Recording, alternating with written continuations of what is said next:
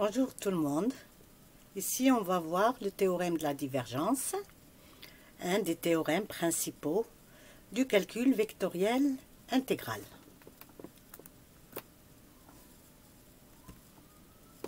Alors, si on a une surface fermée qui délimite un volume V, on a F, grand F, un champ de vecteurs de R3.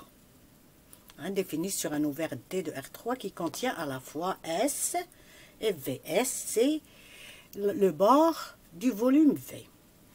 Alors, on a l'égalité suivante. L'intégrale de surface de grand F selon N, la normale unité extérieure à V, elle est égale à l'intégrale triple de la divergence de F dV. Et on rappelle que la divergence de F, c'est dp dx plus la dérivée de q relativement à y plus la dérivée de r relativement à z. Donc ici, n, c'est selon la normale unité extérieure à v. Et f doit être de classe C1. Bien. Alors maintenant, on va voir une version plus générale de ce théorème de la divergence.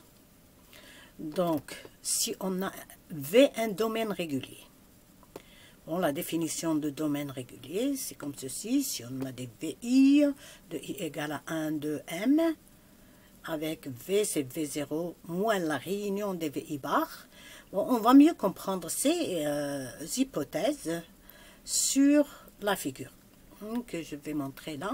Donc, prenons par exemple le cas de M égale 3. Donc, des ouverts bornés, les VI.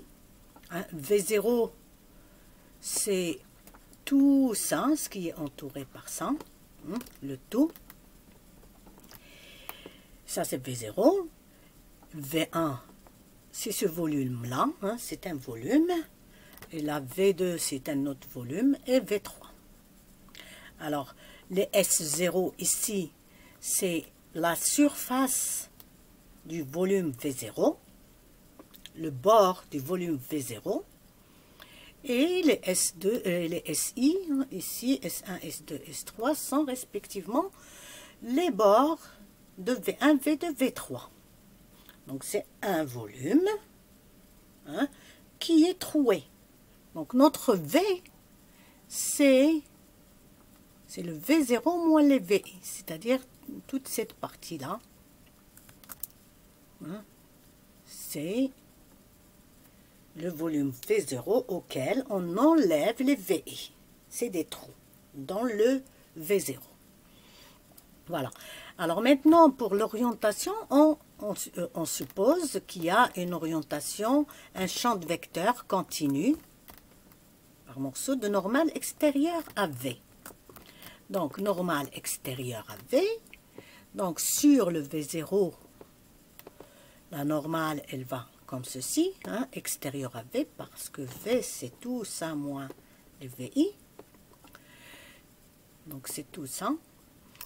Et puis, pour les volumes intérieurs, ceux qu'on a enlevés, eh bien, la normale, elle se dirige vers le trou. Comme ça, elle est extérieure à V. D'accord? Ici aussi. Donc, chaque volume intérieur qu'on a enlevé, la normale, il va vers le trou. Elle est extérieure à V.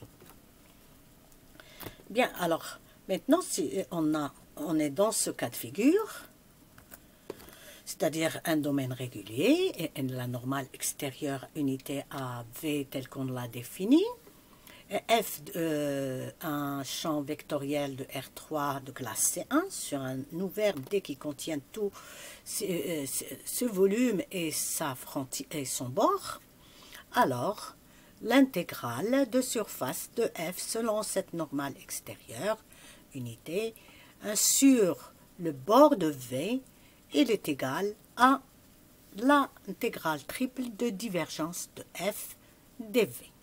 Le passage d'une intégrale de surface à une intégrale triple.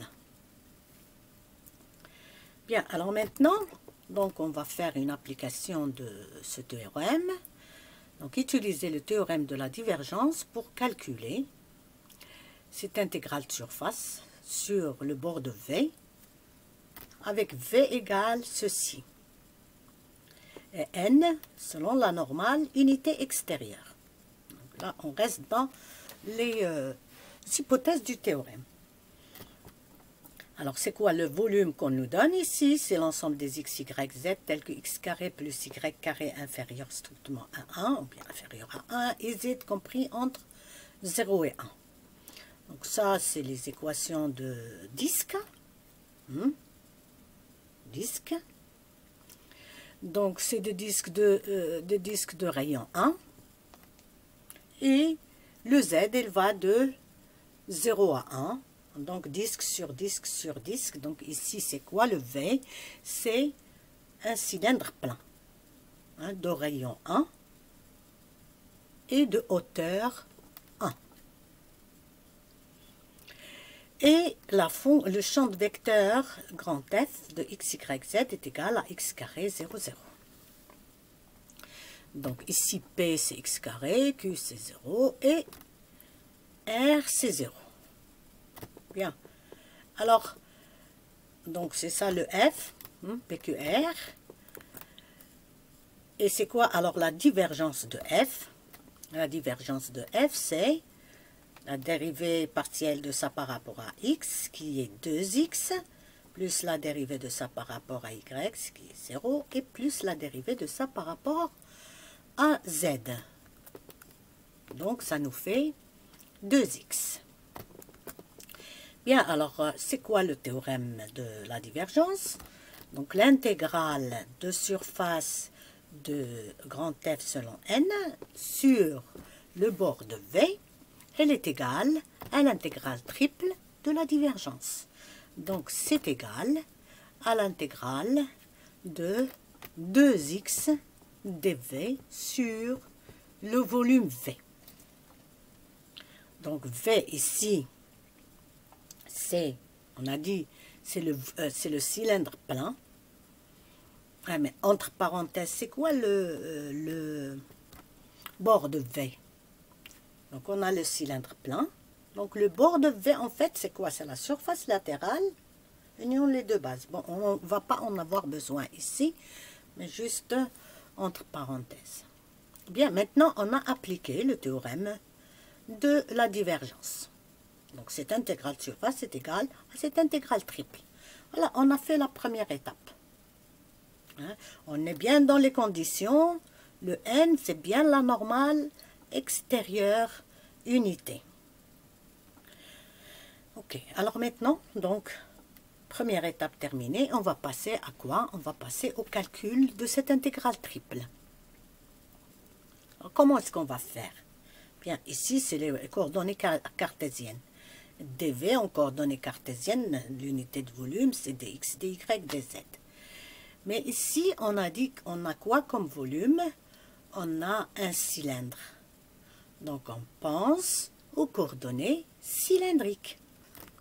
Donc, on va passer aux coordonnées cylindriques. Alors, c'est quoi les coordonnées cylindriques? X égale R cos θ, Y égale à R sin θ, Z égale à Z. Là, je recommande de revoir, si vous ne connaissez pas les formules sur le cylindre, de revoir donc la vidéo sur les surfaces usuelles et orientation. Donc, on a x égale r cos θ, y égale à r sin θ, z égale à z. Bien, alors le θ, il varie de 0 à dpi. Le z, il varie de 0 à 1, la hauteur. Et le petit r, là, il varie de 0 à 1, pour décrire les disques. Ce n'est pas grand R, là, c'est le disque. Donc, c'est petit r, il varie de 0 à 1. Donc, voilà. Bien, donc on est en train de décrire un volume. Il y a bien 3 variables. Donc, c'est bien un volume à ne pas confondre avec les surfaces. Donc, et dv, c'est quoi pour les coordonnées cylindriques? C'est R, dr, dθ, dz.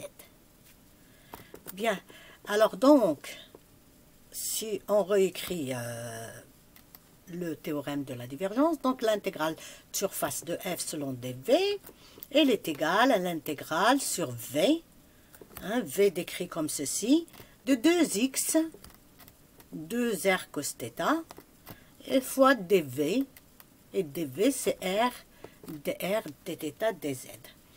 Hein, le v, donc le θ il est compris entre 0 et 2π, le r il est compris entre 0 et 1, et le z est compris entre 0 et 1. Voilà, on a remplacé, on continue maintenant le calcul. Donc, ici c'est égal. Donc on va séparer les intégrales ici, étant donné qu'on a r, θ et z sont des variables indépendantes. Donc le 2 constante on la sort, le z il n'y a que 1, hein, dz, z variant de 0 à 1. En θ il y a cos θ dθ, donc θ allant de 0 à 2π, multiplié par l'intégrale, qu'est-ce qui reste? L'intégrale en r. Il y a r fois r, donc r carré dr.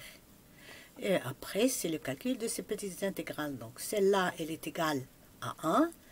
Celle-là, elle est égale à quoi celle-là?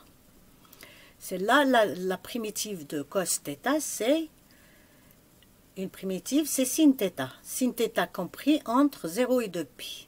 C'est quoi sinus de π? C'est 0. Et sinus 0, c'est 0. Donc cette intégrale, c'est 0 moins 0, c'est 0. Elle est nulle. Et donc une nulle fois les autres, donc ça fait égal à 0.